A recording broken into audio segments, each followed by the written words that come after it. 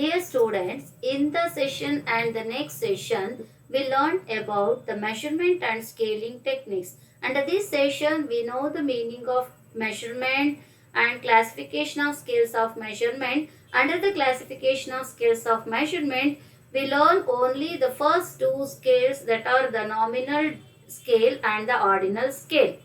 The learning objective of this session is to understand the concept of measurement and to understand the nominal scale and the ordinal scale. The session outcomes are the theoretical understanding of measurement, and students also know the nominal scale and the ordinal scale. So let us know what is the introduction of measurement. In our daily life, to measure, when we use some yardstick to determine weight, height or some other features of a physical object. We also measure when we judge how well we like a song, a painting or the personalities of our friends. We'll with us measure physical object as well as abstract concepts. Measurement is a relatively complex and demanding task, especially so when it concerns qualitative or abstract phenomena. By measurement, we mean the process of assigning numbers to objects or observations, the level of measurement being a function of the rules under which the numbers are assigned. So let us know what is meant by measuring. Measurement. Measurement is a process of mapping aspects of a domain onto other aspects of a range according to some rule of correspondence. In measuring, we devise some form of scale in the range and then transform or map the properties of objects from the domain onto this scale. So, according to set theory, range may refers to some set and domain may refers to some other set. For example, to find the male to female attendance ratio who attend some show, then tabulate those who come to the show according to sex. In terms of set theory, this process is one of the mapping the observed physical properties of those coming to the show, that is the domain, onto a sex classification, that is the range. The rule of correspondence is, if the object in the domain appears to be male, which is assigned to 0, and if female assigned to 1.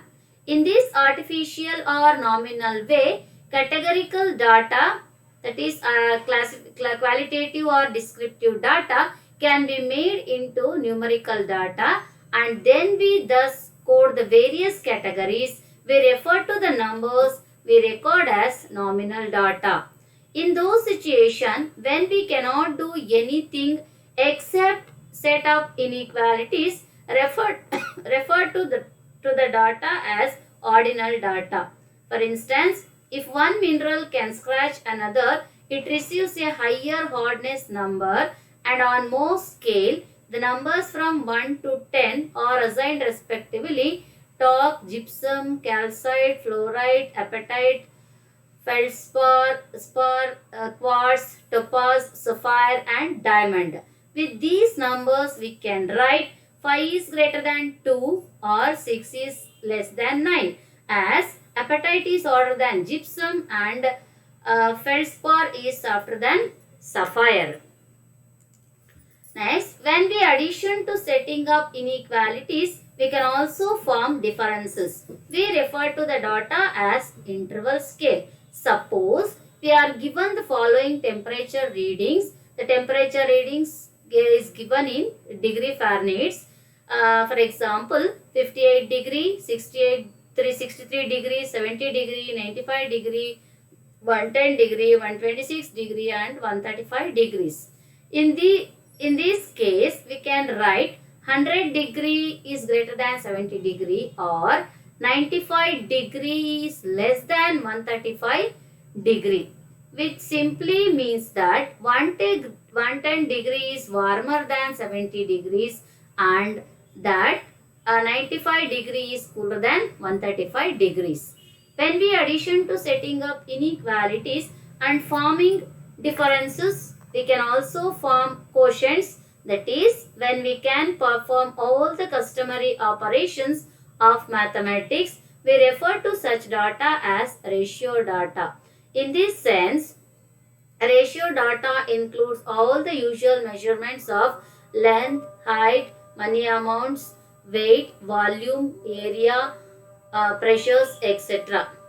Next, under the measurement of scale, there are four main classifications. The four main classifications are nominal scale, ordinal scale, interval scale, and ratio scale. So under this session, we learn only the first two scales, that is the nominal scale, and second one is the ordinal scale.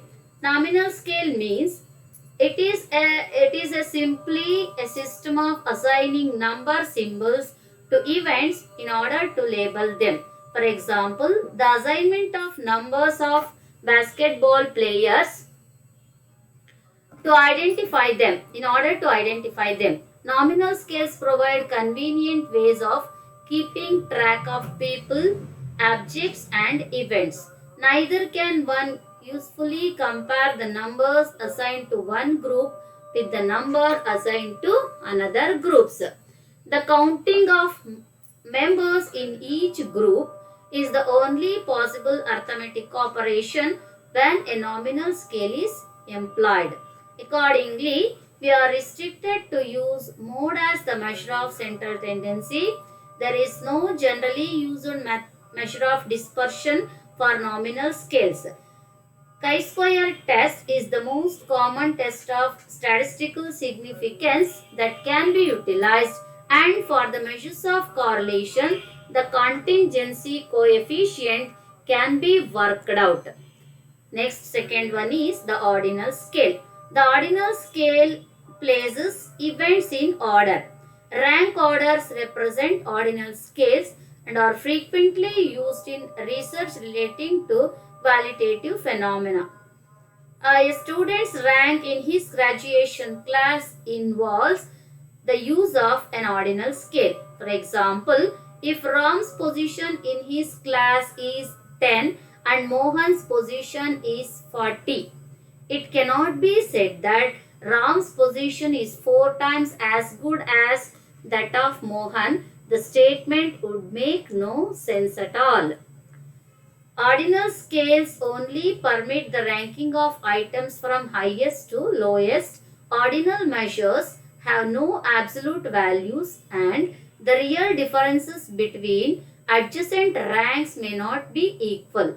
Thus, the use of an ordinal scale implies a statement of greater than or less than. Since the numbers of this scale have only a rank meaning, the appropriate measure of central tendency is the median. A percentile or a quartile measure is used for measuring dispersion.